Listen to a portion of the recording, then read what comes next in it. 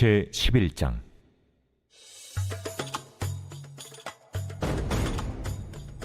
내가 또 메대 사람 다리오 원년에 일어나 그를 도와서 그를 강하게 한 일이 있었느니라. 이제 내가 참된 것을 내게 보이리라. 보라, 바사에서 또 새 왕들이 일어날 것이요 그 후에 넷째는 그들보다 심히 부요할 것이며, 그가 그 부요함으로 강하여진 후에는 모든 사람을 충동하여 헬라 왕국을 칠 것이며, 장차 한 능력 있는 왕이 일어나서 큰 권세로 다스리며 자기 마음대로 행하리라. 그러나 그가 강성할 때 그의 나라가 갈라져 천하 사방에 나누일 것이나 그의 자손에게로 돌아가지도 아니할 것이요 또 자기가 주장하던 권세대로도 되지 아니하리니, 이는 그 나라가 뽑혀서 그 외에 다른 사람들에게로 돌아갈 것임이라. 남방의 왕은 강할 것이나 그 군주들 중 하나는 그보다 강하여 권세를 떨치리니 그의 권세가 심히 클 것이요 몇 해 후에 그들이 서로 단합하리니 곧 남방 왕의 딸이 북방 왕에게 가서 화친하리라. 그러나 그 공주의 힘이 쇠하고 그 왕은 서지도 못하며 권세가 없어질 뿐 아니라 그 공주와 그를 데리고 온 자와 그를 낳은 자와 그때 도와주던 자가 다 버림을 당하리라. 그러나 그 공주의 본 족속에게서 난 자 중에 한 사람이 왕위를 이어 권세를 받아 북방왕의 군대를 치러 와서 그의 성에 들어가서 그들을 쳐서 이기고 그 신들과 부어 만든 우상들과 은과 금의 아름다운 그릇들은 다 노략하여 애굽으로 가져갈 것이요 몇 해 동안은 그가 북방왕을 치지 아니하리라. 북방왕이 남방왕의 왕국으로 쳐들어갈 것이나 자기 본국으로 물러가리라. 그러나 그의 아들들이 전쟁을 준비하고 심히 많은 군대를 모아서 물이 넘침같이 나올 것이며, 그가 또 와서 남방왕의 견고한 성까지 칠 것이요 남방왕은 크게 노하여 나와서 북방왕과 싸울 것이라. 북방왕이 큰 무리를 일으킬 것이나 그 무리는 그의 손에 넘겨준 바 되리라. 그가 큰 무리를 사로잡은 후에 그의 마음이 스스로 높아져서 수만 명을 엎드러뜨릴 것이나 그 세력은 더하지 못할 것이요 북방왕은 돌아가서 다시 군대를 전보다 더 많이 준비하였다가 몇 대 곧 몇 해 후에 대군과 많은 물건을 거느리고 오리라. 그때 여러 사람이 일어나서 남방왕을 칠 것이요 내 백성 중에서도 포악한 자가 스스로 높아져서 환상을 이루려 할 것이나 그들이 도리어 걸려 넘어지리라. 이에 북방왕은 와서 토성을 쌓고 견고한 성읍을 점령할 것이요 남방 군대는 그를 당할 수 없으며 또 그가 택한 군대라도 그를 당할 힘이 없을 것이므로 오직 와서 치는 자가 자기 마음대로 행하리니 그를 당할 사람이 없겠고 그는 영화로운 땅에 설 것이요 그의 손에는 멸망이 있으리라. 그가 결심하고 전국의 힘을 다하여 이르렀다가 그와 화친할 것이요 또 여자의 딸을 그에게 주어 그의 나라를 망하게 하려 할 것이나 이루지 못하리니 그에게 무익하리라. 그 후에 그가 그의 얼굴을 바닷가로 돌려 많이 점령할 것이나 한 장군이 나타나 그의 정복을 그치게 하고 그 수치를 그에게로 돌릴 것이므로 그가 드디어 그 얼굴을 돌려 자기 땅 산성들로 향할 것이나 거쳐 넘어지고 다시는 보이지 아니하리라.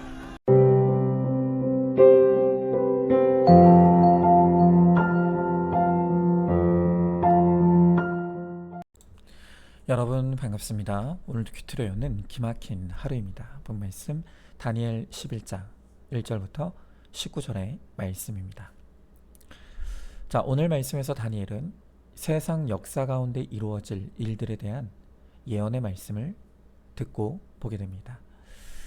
예수님은 이 세상에 대해 정의하시면서 이 세상이 악하고 음란하다 라고 말씀하시죠. 아무리 크고 멋있고 대단해 보여도 이 세상은 죄악의 도성입니다. 그러므로 이 세상의 모든 것은 결코 우리의 믿음의 대상이 될 수 없고 사랑의 대상도 될 수 없습니다. 그리고 곧 멸망하여 사라지게 됩니다. 그러므로 우리는 세상의 겉모습에 속지 말고 그들의 본질을 분별하여 이 세상 속에서 거룩함으로 구별되어 나와 내 가정의 구원을 이루어야 합니다. 자, 오늘 말씀을 통해 성령의 음성에 귀를 기울이시기 바랍니다. 자, 먼저 첫 번째로 세상의 강함은 영원하지 않습니다. 자, 오늘 3절의 말씀에 보니까 장차 한 능력 있는 왕이 일어나서 큰 권세로 다스리며 자기 마음대로 행하리라 그랬습니다. 자, 다니엘 시대에 그 지역의 패권을 잡은 나라는 바로 메대 바사 왕국이었습니다.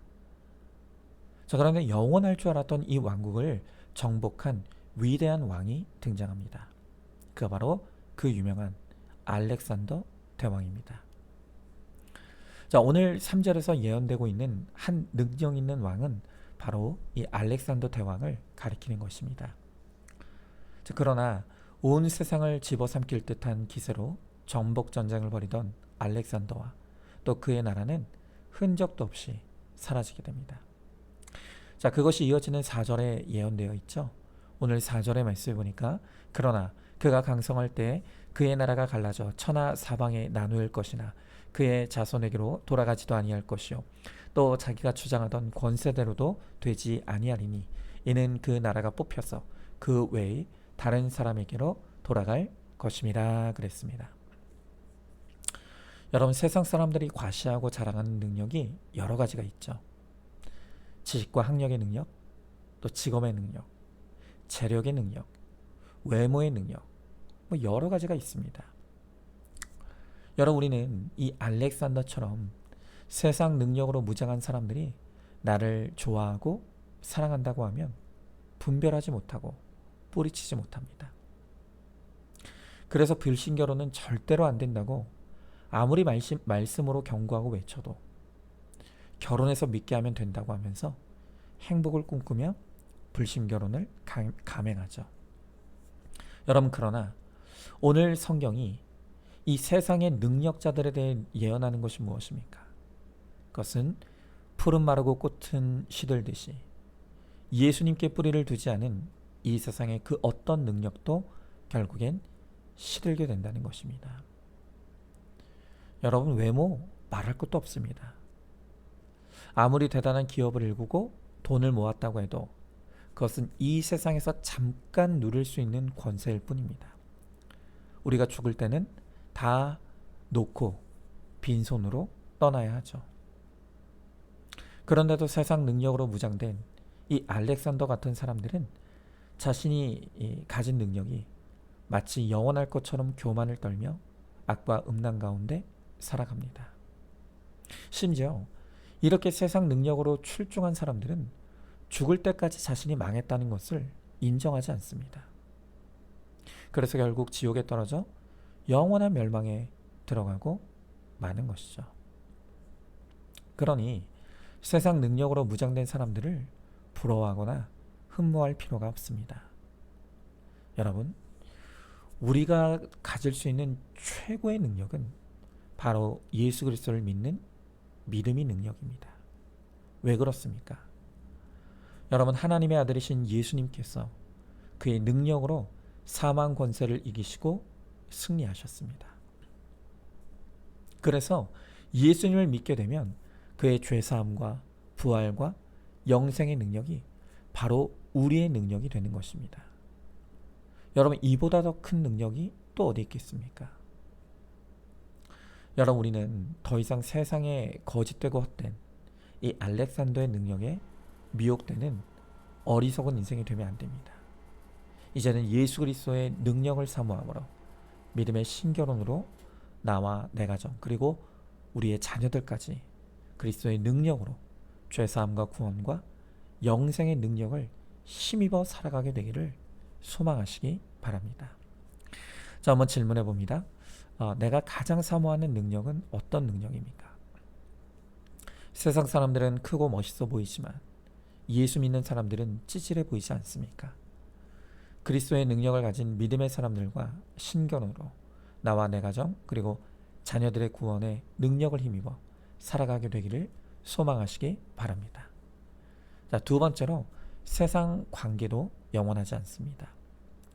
자, 오늘 5절과 6절 상반절의 말씀해 보니까 남방의 왕들은 강할 것이나 그 군주들 중 하나는 그보다 강하여 권세를 떨치리니 그의 권세가 심히 클 것이요 몇 해 후에 그들이 서로 단합하리니 곧 남방 왕의 딸이 북방 왕에게 가서 화친하리라 그랬습니다. 자, 5절 이하부터 등장하는 남방과 북방은 알렉산더 이후에 패권을 잡기 위해 분투하는 수리아와 애굽을 의미합니다. 그러니까 북방 왕은 수리아 왕이고 남방 왕은 애굽의 왕이죠. 자, 그런데 오늘 말씀해 보니까 남방 왕과 북방 왕이 서로 단합했다고 합니다. 그리고 애굽의 왕의 공주를 수리아 왕에게 주어서 정략 결혼으로 화친을 맺었다는 것입니다. 여러분, 이렇게 이 세상 사람들은 결혼을 자기 이익과 행복의 수단으로 삼습니다. 자기 행복을 위해 서로 동맹을 맺고 단합하여 결혼으로 화친하는 것입니다. 여러분, 그러나 결혼의 목적이 행복이 되면 내 행복에서 조금만 어긋나는 일이 일어나게 될 때 그 관계는, 그 가정은 쉽게 깨어지게 되는 것입니다. 여러분, 특별히 이 세상은 악하고 음란하다고 했습니다. 육신의 정욕, 안목의 정욕, 이생의 자랑을 따라 결혼하면 또다시 정욕을 따라 외도로 배우자를 배신하는 일들이 이 세상에서 비일비재하게 일어납니다. 여러분, 바로 그 일이 이 애국과 수리아의 정략 결혼에서도 그대로 일어났습니다. 자, 6절 하반절에 말씀해 보니까 그러나 그 공주의 힘이 쇠하고 그 왕은 서지도 못하며 권세가 없어질 뿐 아니라 그 공주와 그를 데리고 온 자와 그를 낳은 자와 그때 도와주던 자가 다 버림을 당하리라 그랬습니다. 자, 이렇게 정략적으로 행복을 위해 결혼했지만 공주와 그 자녀와 도와주던 사람들까지 다 버림을 당하게 된다고 합니다. 여러분, 이 세상 모든 사람들이 이런 배신을 당하면 어떻게 나한테 이렇게 할 수 있냐고 기가 막혀하고 치를 떨며 분노의 몸서리를 칩니다. 여러분, 그러나 이런 일들은 악하고 음란한 세상에서 언제나 일어날 수 있는 일입니다. 이것이 이 세상의 천박한 관계성의 속성이고 본질입니다. 우리는 사람에게 당한 배신의 상처를 또 다른 사람에게서 치유하려고 합니다. 그러나 그러면 그럴수록 상처는 더 쌓여가고 깊어져 갑니다. 왜냐하면 인간은 그냥 다 거기이기 때문입니다. 여러분, 우리가 가정에서 외도와 바람의 사건을 만났을 때 그 상처는 말로 닿을 수 없이 아픕니다. 하지만 우리는 그 아픔을 통해 인간은 그 누구도 믿음의 대상이 아니라는 것을 반드시 깨달아야 합니다. 그리고 그 아픔과 슬픔을 통해 우리의 진짜 사랑의 대상이신 예수 그리스도께로 나가 그분과 영원한 사귐을 이루고 진정한 혼인관계를 누려야 합니다. 그렇게 예수님을 만나 진짜 사랑을 알고 누리게 되면 더 이상 천박한 인간의 사랑에 집착할 필요도 없고 그렇게 하지도 않게 됩니다. 오히려 예수 사랑이 너무 크고 귀해서 사람이 주는 관심과 사랑에 집착하지 않으니 진정으로 사람을 품고 인내하며 사랑할 수 있게 되는 것이죠. 그리고 비록 나를 아프게 했지만 그 사람의 수고 덕에 내가 예수님의 사랑을 알고 누리게 되었기에 이제는 오히려 나를 아프게 한 그 사람을 감사할 수 있게 되고 또 나를 위해 수고하는 그의 구원을 진심으로 돕고 섬길 수 있게 됩니다. 자, 나를 행복하게 해줄 것이라고 믿었던 그 사람에게 배신당했습니까? 여러분, 그것은 있어야 할 일입니다. 원래 인간의 사랑이 그렇습니다. 그것을 인정하고 직면해야 합니다. 그 아픔을 통해 참되고 영원한 예수 사랑에 깊이 잠기고 누리는 축복을 얻게 되기를 바랍니다. 그리고 내가 누리는 예수 사랑을 나를 위해 수고한 모든 사람들에게도 나눠줄 수 있기를 바랍니다. 자, 한번 질문해 봅니다. 내 행복을 위해 단합하고 화친한 그 사람이 누구입니까? 그 단합과 화친이 깨졌다고 이혼하려고 하지 않습니까? 예수와 화친하게 하려고 바로 그 배우자와 자녀들이 나를 위해 수고하고 있다는 것을 깨닫습니까? 예수 사랑을 알게 하려고 수고한 배우자와 자녀들을 용서하고 품어서 그들에게도 예수님의 사랑을 전해주시기 바랍니다. 자, 마지막 세 번째로 오직 구원의 관계만이 참되고 영원합니다. 자, 오늘 19절의 말씀에 보니까 그가 드디어 그 얼굴을 돌려 자기 땅 산성들로 향할 것이나 거쳐 넘어지고 다시는 보이지 아니하리라 그랬습니다. 여러분, 이 세상의 나라들은 끊임없이 자기 행복과 이익을 위해 단합하고 하다가도 서로 죽이는 전쟁을 벌입니다. 그리고 그런 인생의 결론은 모두가 죽고 망하는 것입니다. 여러분, 이 세상에는 내가 찾는 그런 영원한 사랑, 영원한 행복 없습니다. 행복을 쫓으면 쫓을수록 불행이 옵니다. 그러나 인생의 목적을 거르게 되고 세상에 대한 야망과 욕심과 집착을 내려놓고 예수님을 쫓게 되면 예수님이 주시는 진짜 사랑, 또 진짜 행복을 얻게 되는 것입니다. 내가 아무리 배우자를 사랑하고 자녀를 사랑한다고 해도 결국 예수님이 없으면 오늘 말씀에 다시는 보이지 아니하리라의 말씀처럼 죽음 이후에 천국과 지옥으로 갈려 영원히 남이 될 뿐입니다.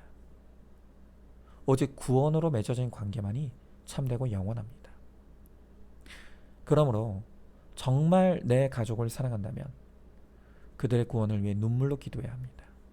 그리고 복음을 전해야 합니다. 자, 그런데 어떤 분들은 지금 누리는 이 가정의 안정과 평안을 깨고 싶지 않아서 그래서 복음을 전하지 못한다고 하는 분들이 있습니다. 여러분, 이것은 정말 하나만 알고 둘은 모르는 어리석은 일입니다. 지금 이렇게 잠시뿐인 일시적인 화평을 깨고 싫다고 복음을 전하는 것을 주저하면 결국 사랑하는 가족이 죽음 위에 영원한 고통을 당하게 하는 것입니다. 여러분, 그러므로 진정한 화평을 위해 일시적이고 거짓된 화평을 깨트리는 용기와 결단이 필요합니다. 때를 얻든 못 얻든, 듣든 듣지 않던 내 삶으로 또 입술의 말로 복음을 전해야 합니다. 나의 믿음의 수고로 복음의 씨앗을 뿌리고 눈물로 기도할 때 나를 위해 나를 통해 내 사랑하는 가족들이 이 땅에서뿐만이 아니라 죽어 영원한 세계에서도 함께 영생을 누리는 기쁨을 얻게 될 것입니다. 자, 한번 질문해 봅니다. 지금의 평화를 깨기 싫어서 복음 전하는 일을 주저하고 있지 않습니까? 일시적이고 거짓된 화평을 깨야 참되고 영원한 화평을 얻을 수 있다는 것을 알고 있습니까? 구체적으로 어떤 방법으로 복음을 전할지 때와 방법을 묵상하고 적용해 보시기 바랍니다. 자, 오늘도 8월 26일 보석상자입니다. 불신결혼은 절대 안 된다는 확실한 원칙을 가져야 합니다. 행위가 올바르기 때문에 믿는 사람을 택하라는 말이 아닙니다. 행위가 부족하고 콩가루 같아도 하나님을 믿는 사람이 어려울 때 동역자가 됩니다.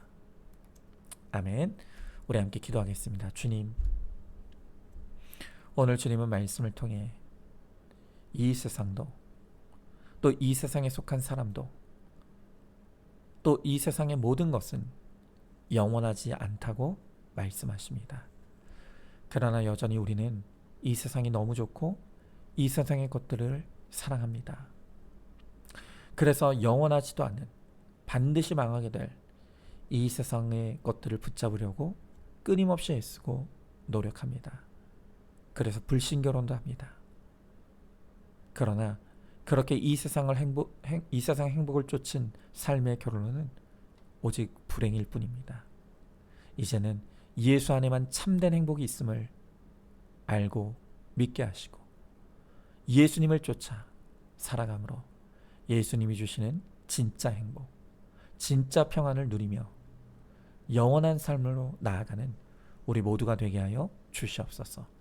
믿사오며 사랑이 많으신 우리 예수님 이름 받들어 기도드리옵나이다. 아멘. 오늘도 큐티로 기막힌 하루를 살아내는 하늘가족 공동체 우리 모든 성도님 되시기를 주님의 이름으로 축복합니다.